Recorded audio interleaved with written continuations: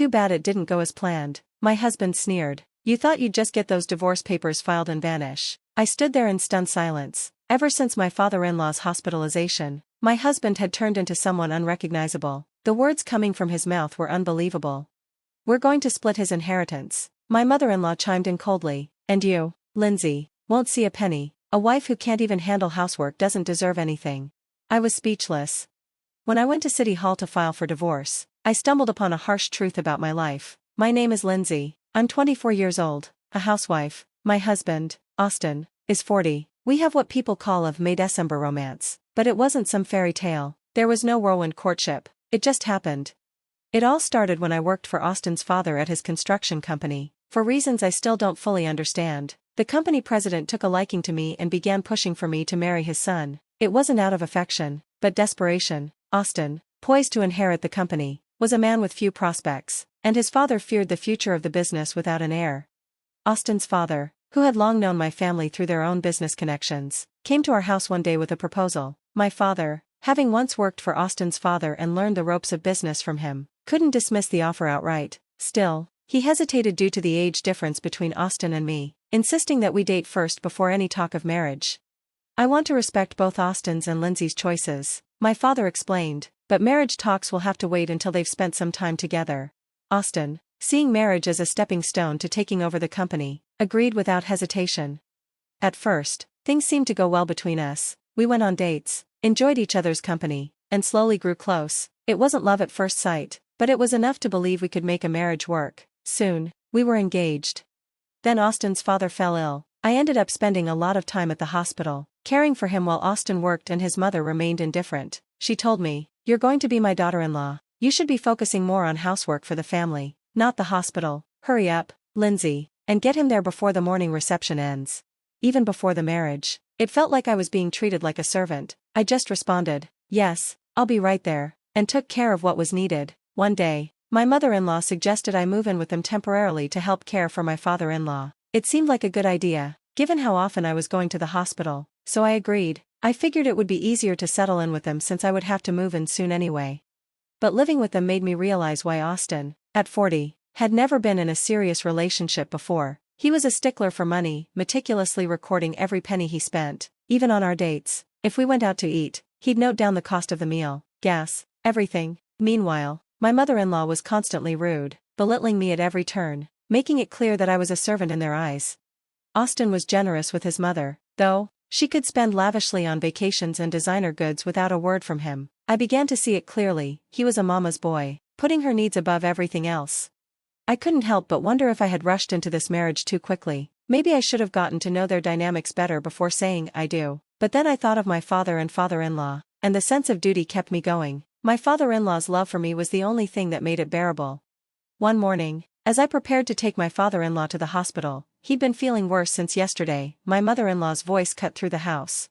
"Lindsay, have you made breakfast yet?" She snapped from the couch, barely lifting a finger. "And the cleaning yesterday was terrible. Hurry up and fix it." Austin was sitting next to her, passively watching TV, as if nothing was out of the ordinary. I sighed inwardly, realizing how much I'd underestimated the reality of my situation. "I'm sorry, but I don't have time right now. I need to take your husband to the hospital," I said firmly. My mother-in-law responded with a cold, dismissive tone. "Well, shouldn't you have gotten up earlier then? I have places to go to. Make us breakfast before you leave." I couldn't help but wonder if they ever considered doing anything themselves, especially when they didn't seem to care about their husband or father. "Father-in-law, please hold on, I'll be right with you," I said, rushing to prepare breakfast. I hurriedly served it to Austin and my mother-in-law before finally returning to my father-in-law's side. I helped him sit up, feeling the weight of his age and fragility. "I'm sorry for making you do all this," he apologized, his voice faint, "and I owe your father an apology too." Just then, my father-in-law collapsed in my arms. "Are you okay?" I gasped in horror.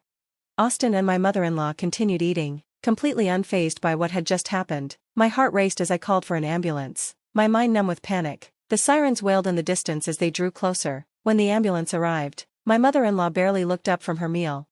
"Sorry, Lindsay," she said nonchalantly. "I have to go, so you take care of everything." She stood up, with Austin following suit. "I've got work, so lock up before you leave," he added as an afterthought. They walked out, leaving me with my unconscious father-in-law.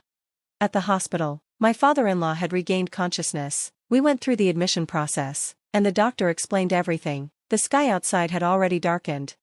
"If anything happens to me, Lindsay, I want you to have something," my father-in-law said softly, his eyes meeting mine with a tired gaze. "It's my way of apologizing for everything you've had to endure with my ungrateful son and his wife. I've been too focused on work to notice what's happening at home." Before I could respond, I heard a cough at the door. Austin and my mother-in-law had arrived, walking in with their usual air of indifference. They both approached me, asking about my father-in-law's condition. I reassured them, trying to calm their apparent concern. "He's going to be fine," I said. "He just needs some rest, and we'll be out of here soon." I relayed what the doctor had told me, but as I spoke, I could have sworn I heard Austin click his tongue in irritation, and my mother-in-law looked at me with a hint of disappointment. A few days later, as I was preparing to visit my father-in-law, Austin and my mother-in-law handed me a piece of paper. "Fill this out and submit it to the government office," my mother-in-law ordered, her tone cold. I looked down at the paper. It was a divorce decree, marked with green ruled lines. Austin, having overheard the conversation in my father-in-law's hospital room, sneered. "My father got weak and said he'd leave you part of his inheritance, but you're not getting a dime. Wasn't that your plan all along, marrying someone so much older? But your little scheme failed. Go file for divorce, and you'll be nothing to us." He spat the words at me, cursing under his breath.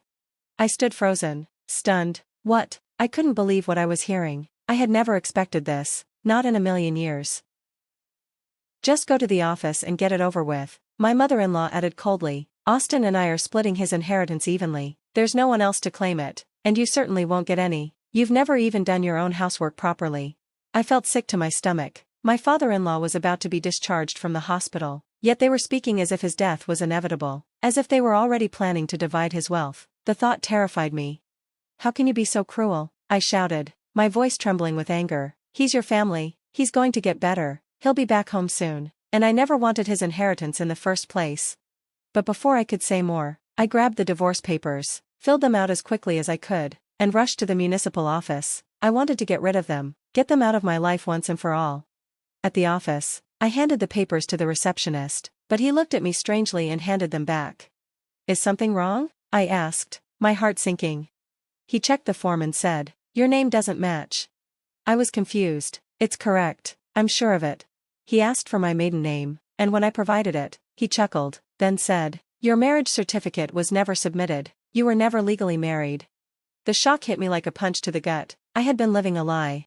I took the papers back and called my mother-in-law. She casually replied, "Oh, I completely forgot. I had it all this time." I didn't buy it. I was furious. She had treated me like a servant, and now this? "You did this on purpose. You've been using me as your maid the whole time," I yelled, unable to hold back my anger. "Well, it's not like I could have asked you to take care of everything if you were a stranger, right?" She laughed mockingly. "But as a wife, you'd do anything for me. You'd never say no." Hearing her laugh and Austin's voice in the background made my blood boil. I couldn't let them get away with this. I immediately called my father and explained what had happened. He rushed to meet me at the government office. Together, we went back to the same official, who once again confirmed that no marriage registration had been made. We even got a certificate of residence, which revealed that Austin's name and address had never been updated. I had been duped into thinking I was his wife all this time. I had worked hard, taken on the role of a wife, and in return, I was being dismissed when it came to the inheritance. Even my father, usually calm and composed, was enraged. Determined to set things right, we hurried to the hospital to find my father-in-law. When he saw my father beside me, he looked surprised. "You didn't have to come all this way," he said, but after my father explained everything, his expression shifted to one of disbelief and anger. We sat in his hospital room, discussing the situation. My father-in-law was shaken, but he seemed determined. He admitted that he couldn't rely on Austin to carry on the family legacy. "I know I can't expect him to run the business properly, much less be a proper heir," he said. "That's why I want to entrust the business to your family."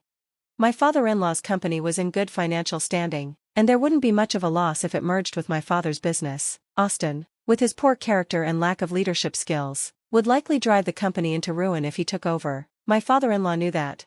"I know this isn't an easy decision, but it's the best way forward," he said. "It's about preserving the future of the company." My father agreed, and I could see the relief in my father-in-law's eyes. It wasn't about taking revenge, it was about ensuring the business survived. Austin and his mother had shown their true colors, and now it was time for the legacy to pass to people who would take care of it, for the good of everyone involved. Then Austin's father burst into laughter, shaking his head in disbelief. She's so obsessed with money that she spends all her time indulging in luxury without even a thought for her husband. She deserves this, he said, his voice dripping with disdain. Turning to me and my father, he asked, "Is this enough to make up for the trouble I've caused you?" My father and I exchanged a look, our lips curling into slight smiles, as if to say, "This is just the beginning, there could be no punishment greater than what we were about to do." The very next day, my father's lawyers and accounting team got to work. After a thorough review, they decided to merge Austin's father's company into my father's, keeping the original company name. Austin, the vice president, was fired and replaced by an executive from my father's company. Formal announcements would be made once my father-in-law returned to work. This would be a massive shock to Austin and his mother, and it marked the beginning of their downfall. 2 weeks later, my father-in-law made a full recovery and was discharged from the hospital. My father and I went to pick him up, took care of the paperwork, and drove him home. When we arrived, the house was empty, my mother-in-law was gone, and Austin was busy with work. I couldn't help but think how cold and heartless they were. Little did they know, their cruelty would come back to bite them the very next day. The following morning, I returned to my original job, and I was greeted by a new vice president. The changes were already in motion. At the morning meeting, Austin's father stood before a large group of employees and announced the merger of the companies. He informed them that the vice president would be replaced and that the company would now be absorbed into my father's. Just as he finished, Austin stormed into the room, a termination letter in hand, and my mother-in-law clutching a divorce decree. "What is this, Dad?" Austin demanded, his voice incredulous. "What's going on here? I didn't hear about any of this." "I didn't hear anything either," his mother chimed in, just as stunned. How could this happen so suddenly? The room fell silent as Austin and his mother ranted, clearly not realizing the situation was far beyond their control. "That's exactly what I was hoping for," Austin's father snapped. "This is what happens when you act like this," he added, turning his cold stare toward his son and wife. "Isn't this your doing?" they both accused me, their eyes blazing with fury. "You set all of this up just because you wanted the inheritance." "I didn't do anything," I replied calmly. "You two started this mess." Austin's father silenced them with a sharp command. "Enough," he barked. "You're disrupting my meeting, get out." 2 employees quickly ushered Austin and his mother out of the conference room, and Austin's father turned back to address the staff. He apologized to everyone for the disturbance, and the meeting was promptly wrapped up. Later, when Austin and my mother-in-law had regained some composure, they came to me and Austin's father, pleading for forgiveness, but I had no intention of accepting their apologies. I ignored them both, leaving them to stew in their own guilt. They hung around the company for a while, but eventually, they stopped showing up. The security team was instructed to bar their entry, and they were kicked out of their home. According to Austin's father, they were now living in a rundown apartment near their old house. As for me, I found peace in my new life as an office worker, far removed from the drama. My father, still furious, is preparing to take legal action against Austin and my mother-in-law for the way they treated me. They've lost everything, any hope of financial stability is gone. This, I believe, is just the beginning of their descent into hell. I won't be offering any help, of course. I hope they've finally learned that how you treat others always comes back around, often in ways you least expect.